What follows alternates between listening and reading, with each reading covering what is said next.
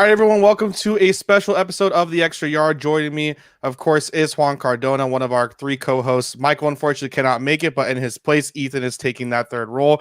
We have a special guest on in John McClain from the Houston Chronicle. We're going to ask him some stuff about the Houston Texans. Of course, Deshaun Watson, Juan's favorite person in the entire world. Hey. When we start off the bat, though, John, I want to ask how you're doing today.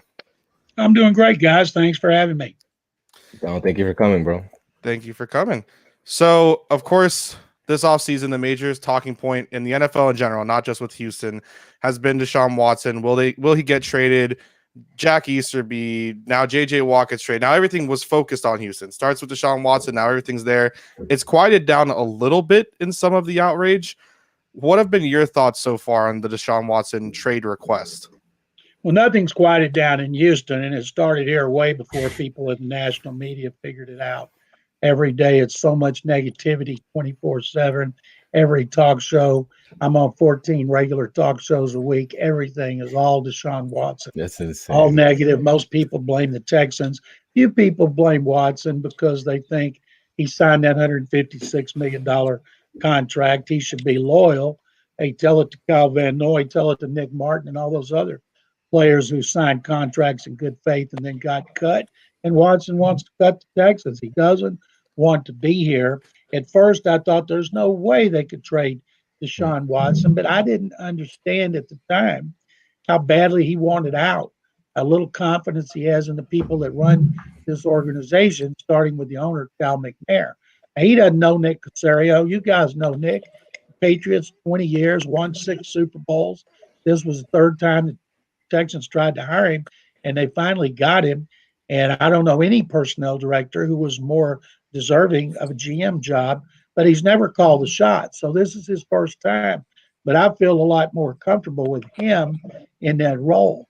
And he has final say on all personnel decisions.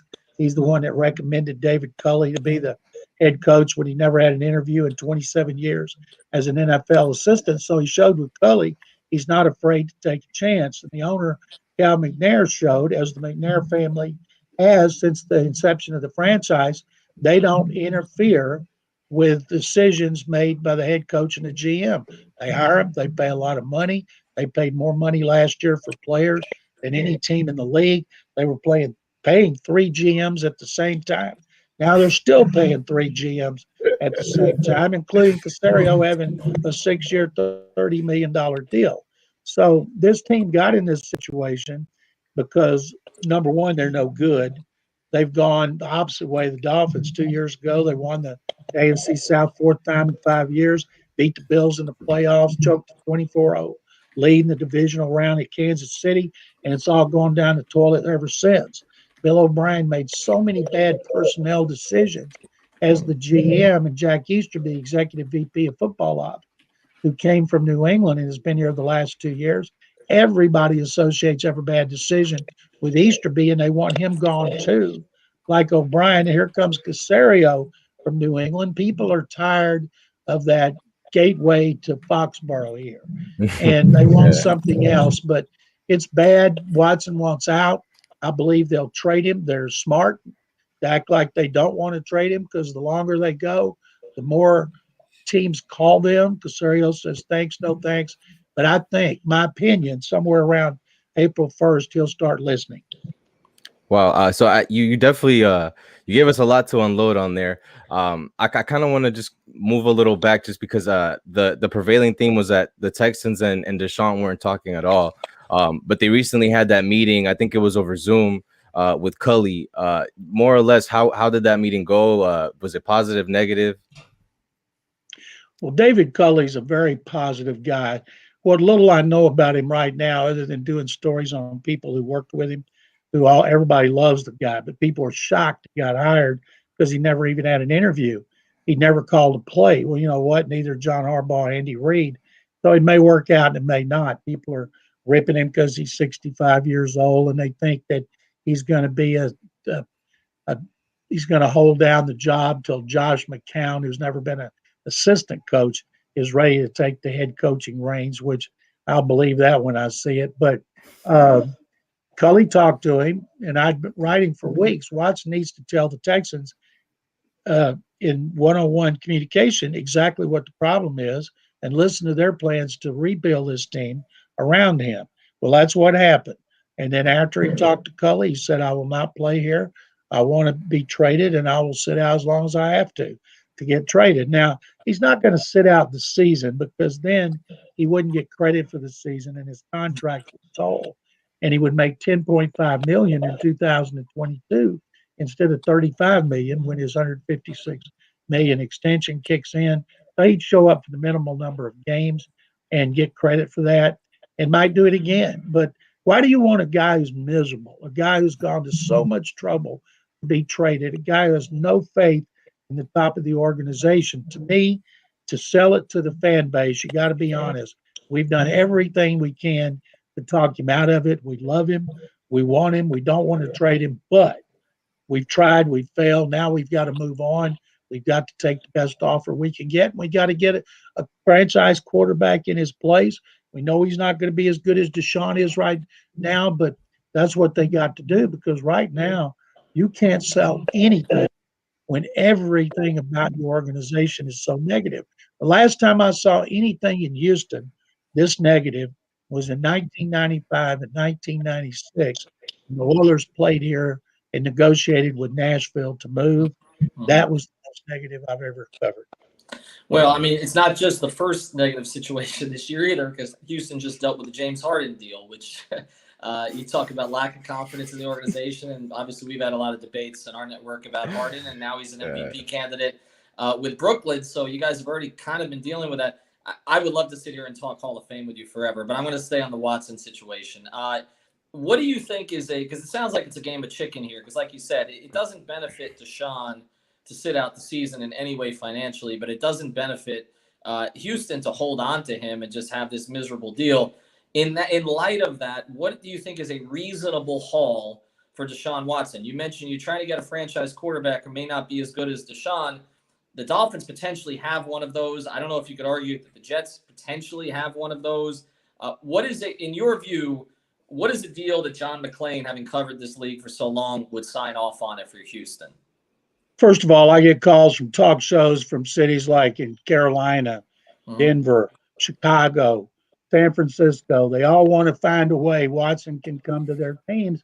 And I said, guys, Carolina's got the 8th pick, Denver the 9th pick, San Francisco 12th pick. They don't want Teddy Bridgewater, Drew Luck, or Jimmy Garoppolo.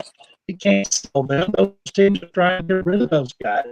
You got to have someone, even if it's a rookie, that you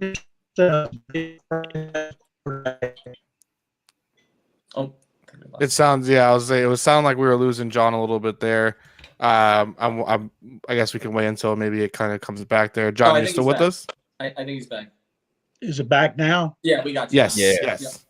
I don't know what you heard, but I'll say the only way you can be guaranteed of getting the second best quarterback would be to trade with the Jets. Jets have 2-1s the next 2 years, high 2 this year. You know they'll have a high 2 next year, even if Watson is even if he is the quarterback. They could include Sam Darnold in a deal. It's going to cost 3 1s, a high 2, and a player. Could be Quinnen Williams. The key on this is what did Nick Caserio, who spent the last 20 years with the Patriots, think of Sam Darnold going against him twice a year, going against Tua, scouting Tua. We didn't need a quarterback till last year when Tagovailoa came out of Alabama, so you know he scouted him thoroughly. If he thinks Tua is a franchise quarterback, then include him in the deal. If he didn't, don't include him in the deal. Or maybe you take Tua and find another team that does think he can be a franchise quarterback and move him for another number 1 pick. And I tell people this trade's got to hurt that team. If they trade with the Dolphins, you guys got to go, oh my God, I can't believe they gave that up for Deshaun Watson. But on the other hand, you have a quarterback who's 25, been in 3 Pro Bowls. He's coming off a season in which he had his best, every stat was the best of his career. Team leader, pillar of the community, beloved by his teammates. Media loves covering him. He's tough mentally and physically, and you shouldn't need another quarterback for 10 or 15 years. So it may hurt in 2021 and 2022 in the draft, but then you got money for free agency, and the Jets got almost $80 million. So then 2023, you have your draft choices, and he would only be 27, move on, and you move on. It'd be much better for him. And we know he likes Miami because he spends so much time there. If he would go play for Brian Flores with a team coming off a 10-6 record instead of another bad team like the Jets, but one of the coaches he wanted the Texans to interview was Robert Saleh. They did not. Robert, who coached with the Texans 6 years, as you guys know, is very persuasive. He is a very convincing guy. And I'm guessing if he talked to Watson about coming to the media capital of the world and automatically being the second best quarterback in franchise history and trying to win the second Super Bowl, and let's do it together, Watson be frothing at the mouth to play for Robert Saleh. Good point. You mentioned the stats, John, and that's something that a lot of Dolphins fans have been kind of harping on because it's the stats versus the wins, right? There's an argument of people say that QB wins aren't a stat, but then sometimes it is a stat.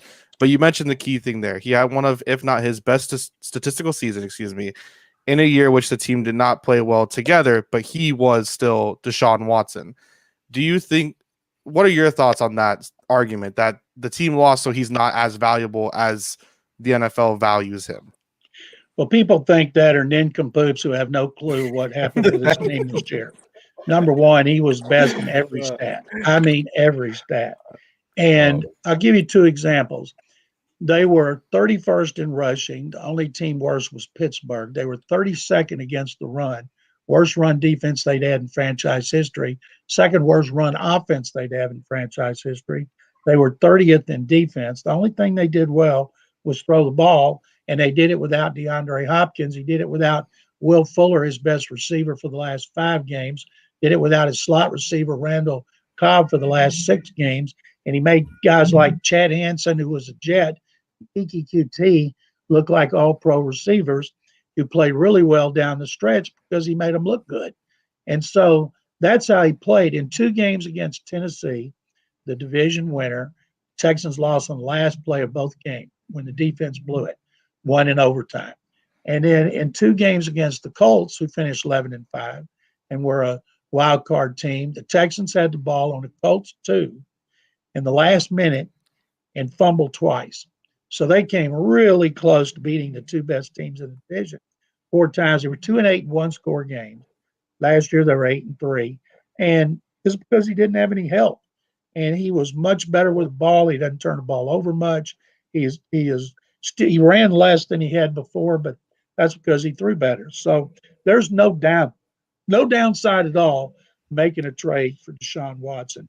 As somebody with another team told me, if you got a chance to get Watson, you got to do it, no matter what the price, because you can always make that back up because he's still only 25 years old. Yeah, I think Ethan did a good job mentioning how it's basically kind of like a chicken fight in a sense. I just want to ask, do you really think it's feasible that the Texans go into the year with no draft picks, no veterans like J.J. Watt, and having no Deshaun Watson at all too?